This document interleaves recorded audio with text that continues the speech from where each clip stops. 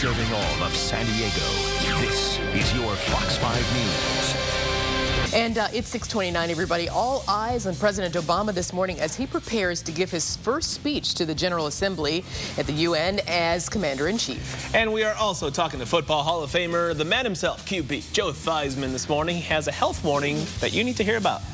Every time, I cannot hear his name without thinking about that leg breaking. Oh, I mean, the leg break. We don't want to see that. Heard around the world. I know it was 25 years ago.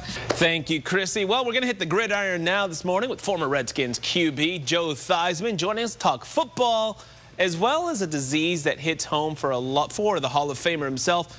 Also joining Joe is Dr. Pam Morris with the University of South Carolina. Hey, good morning, guys. Good morning. Good morning, Ro. All right, we'll get to the medical topic in a moment, but Joe, I got to talk to you a little bit about football right now. What I wanted, we talked to John Elway a couple of days ago, especially about a statement he made that coming off of his injury, and you know, Joe Theismann and the leg injury, we don't need to talk about that right now, but he said somebody's going to get killed in the NFL if something doesn't happen. Did you hear about that, and what are your thoughts? I'm just curious.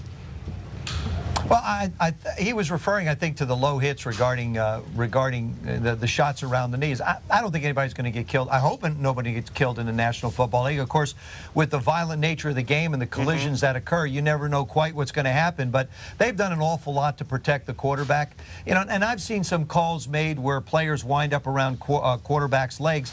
It's just defensive linemen trying to get to people. Sometimes they're pushed down. Sometimes they're pushed forward.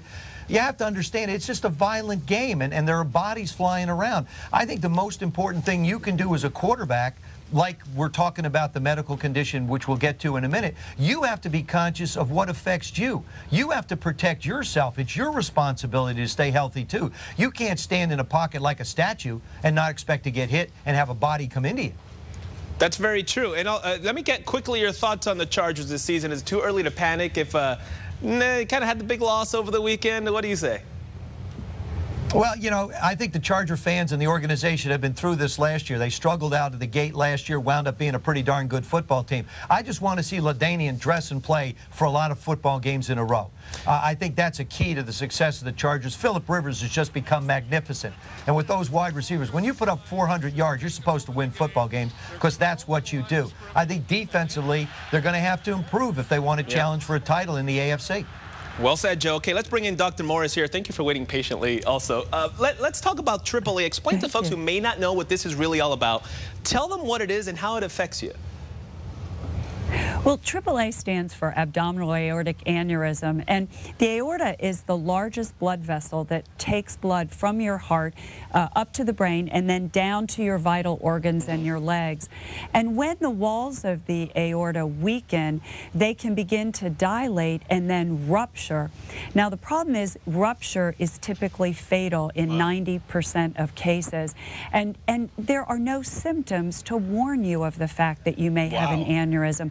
So this is one of those diseases that you must be aware of your risk and must be screened properly as well if you are at risk. Yeah, and Joe, you said that you suffer from this, so how did you find out that you had it, and how do you even know to get the screening for this? Well, I don't have a AAA. My dad did, and that's how I really found out about it. My father, who had had heart surgery previously, had gone for a checkup, and they discovered that he had an abdominal aortic aneurysm. When they asked me to get involved in this campaign, I didn't even know what it was. I'm like millions of Americans out there that have no idea what AAA is or was until I found out what my dad had.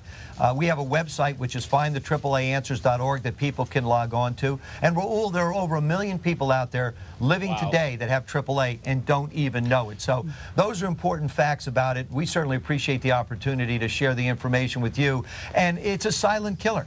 And so you have to get to the doctor. Get to the doctor and ask for a vascular exam. Very important. And the more we tell people about it, the more... Hey, quickly, Joe, we're running out of time. USC, Notre Dame, October 17th. Quick prediction.